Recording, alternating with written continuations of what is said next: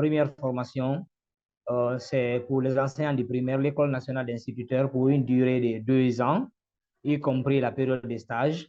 Et également pour les enseignants du secondaire, c'est-à-dire collège, lycée, à l'Institut supérieur de formation, l'Institut supérieur des sciences de l'éducation de Guinée-ISEG, là pour une durée de 4 ans, y compris le stage. Pratiquement, il n'y a pas de discrimination par rapport à ça. Il y a des critères qui sont très bien définis.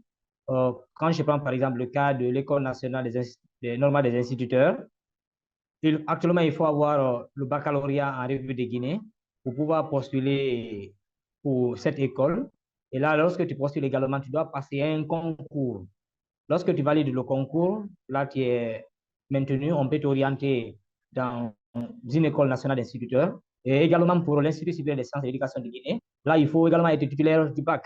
Là, au moment des choix, c'est-à-dire des orientations, l'étudiant lui-même postule pour l'Institut, pour une filière de l'Institut supérieur des sciences et de l'éducation de Guinée. Et au cas où il est sélectionné pour un programme, eh bien, il est orienté, il n'y a pas de problème. Mais la condition sine qua non, c'est avoir forcément le bac pour les 2 écoles.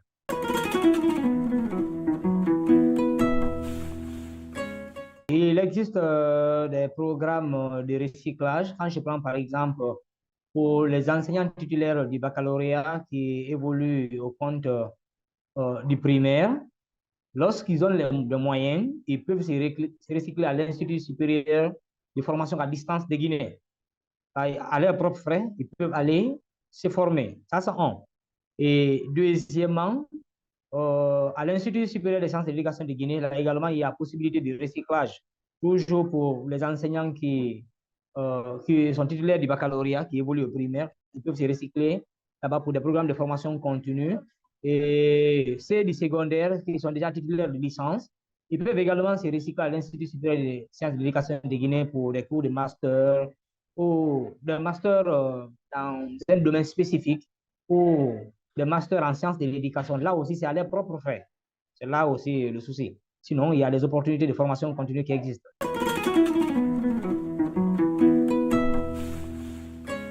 Et à la fonction publique, pour les enseignants qui bossent pour le gouvernement, la charge réglementaire est à 18 heures par semaine. Donc là, techniquement, c'est 3 jours de cours francs pour l'enseignant de la fonction publique. Pour l'enseignant du privé, c'est compliqué parce que c'est comme le système chinois, on va le dire comme ça.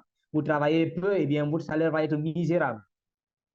Mais en grande partie, les enseignants du privé en République de Guinée enseignent 36 heures par semaine, c'est-à-dire du lundi au samedi. Lorsque l'enseignant du privé travaille à moins 36 heures par semaine, ce qui lui fait 144 heures le mois, et que vous prenez le taux horaire moyen de la zone spéciale de Conakry, qui est actuellement autour de 18 000 francs l'heure, vous allez voir que l'enseignant du privé gagne difficilement 2,5 millions à la fin de chaque mois.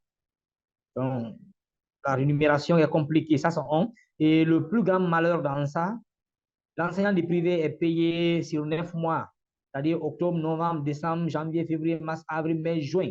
Les 3 mois de vacances, l'enseignant du privé a un revenu égal à 0 francs. Donc, le traitement est vraiment misérable.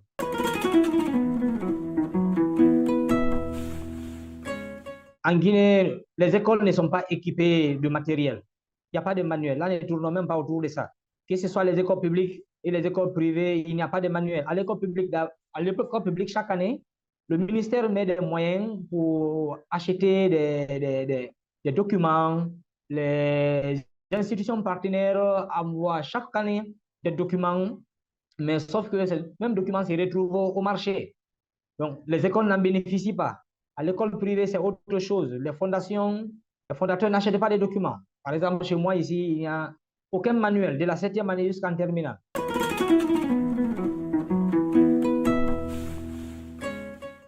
Les infrastructures et de l'équipement, je vais trancher toujours des côtés, puisque en République de Guinée, plus spéciale dans la zone spéciale de Conakry, il y a des écoles privées qui sont nombreuses et des écoles publiques qui sont nombreuses. Donc, les 2 catégories d'écoles n'ont pas les mêmes réalités.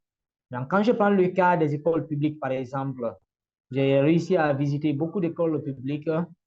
Du côté bâtiment, ces derniers temps, l'État a réussi à acheter des écoles avec des particuliers. Les infrastructures répondent aux normes.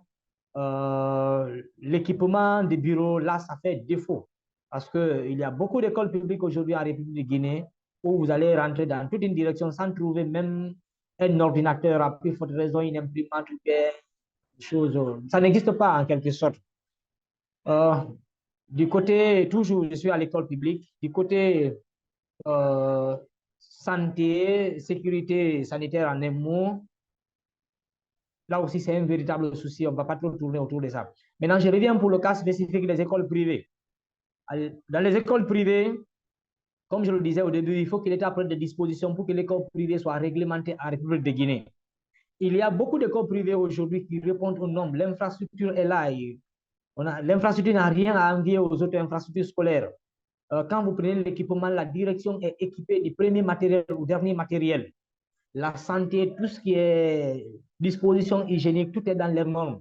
Il y a beaucoup d'écoles qui sont dans ces cadres-là. Mais par contre, il y a d'autres écoles qui sont complètement abandonnées, puisque les fondateurs supposent que l'école est devenue ces derniers temps en Guinée euh, un truc de business.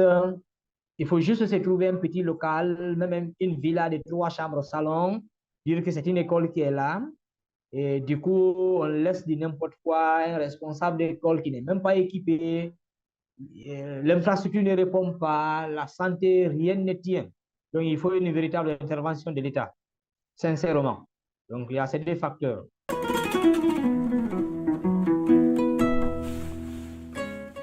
Au public, oui, ça existe au public, même si la rémunération n'est pas à la hauteur du coût de la vie. Parce que lorsque nous observons aujourd'hui le taux d'inflation en République de Guinée par rapport aux augmentations qui sont faites de part et d'autre chez l'enseignant guinéen qui évolue à la fonction publique, ils peuvent se frotter aujourd'hui les mains, puisqu'ils ont des primes de logement, des primes de transport, des primes de préparation, des primes de crédit, des primes d'habillement. Toutes ces primes majorées au salaire de base, ça les fait quelque chose vraiment de conséquent. Là-bas, on peut dire plus ou moins, lorsque l'enseignant n'opte pas pour un train de vie extravagant, l'enseignant guinéen fonctionnaire peut aujourd'hui s'en sortir avec son petit salaire. Mais du côté de l'école privée, je vous le dis, si vous travaillez dans une école privée où le taux horaire est par exemple à 18 000 francs l'heure, dites-vous, à part les 18 000 francs par heure enseignés, vous n'avez aucun autre avantage. Je dis bien aucun autre avantage. Et pire que ça même, il y a même des écoles qui peuvent demander même à l'enseignant de rattraper des heures perdues quand il était malade. Imaginez-vous lorsqu'un promoteur d'école demande à un enseignant de rattraper les heures qui s'est absenté au moment dont il était malade. Est-ce que ce promoteur-là pourra prendre un seul franc pour remettre à ses travailleurs comme prime d'encouragement pour ses efforts? Non, ce n'est pas possible. Donc, la rémunération de l'enseignant du privé en Guinée ne peut même pas couvrir les 60% de ses besoins, soyons clairs.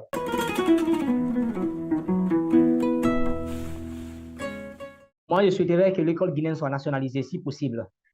C'est vrai, euh, nous sommes dans les systèmes de libéralisme économique, mais sauf qu'à un moment donné, on ne peut pas autoriser le libéralisme économique dans tous les secteurs. L'éducation, c'est un pilier incontournable de la vie sociale, voire de la vie économique de toute entité. On ne peut pas se permettre de laisser tout le monde faire n'importe quoi dans l'éducation. Donc, ce que moi je souhaiterais, c'est que l'État doit prendre ses dispositions, même si les particuliers se permettent, par exemple, de construire des écoles, mais que ces écoles-là soient sous le contrôle direct de l'État. Peu importe si un contrat va être établi entre le propriétaire du local et l'État, mais la première des choses, il faut que l'État prenne des choses en main. Parce que n'oubliez pas, quels que soient les investissements que les particuliers vont faire aujourd'hui, si on laisse les particuliers avec ses enseignants seuls, ils finiront par privilégier leur intérêt personnel. Et là, du coup, c'est l'enseignant qui sera laissé pour compte démotivé, il ne pourra jamais atteindre ses objectifs.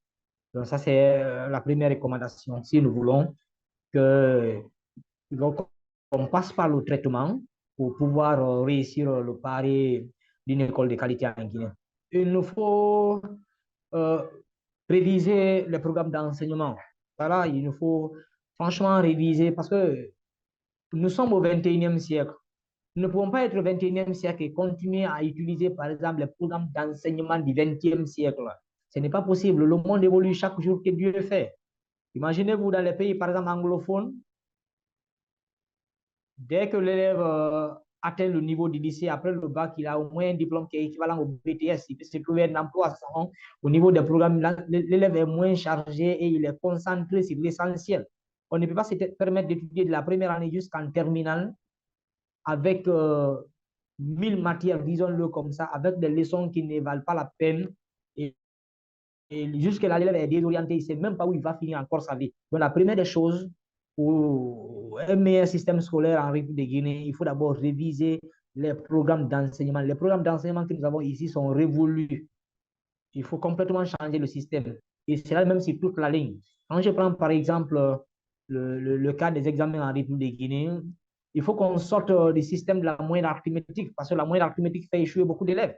Il ne faudrait pas, à cause euh, d'une seule matière où l'élève n'a pas validé la moyenne, et après le calcul de la moyenne arithmétique, l'élève n'a pas 10 de moyenne, par exemple, pour être déclaré admis au bac, et l'élève échoue l'année. C'est décourageant. C'est peut-être source de beaucoup de problèmes.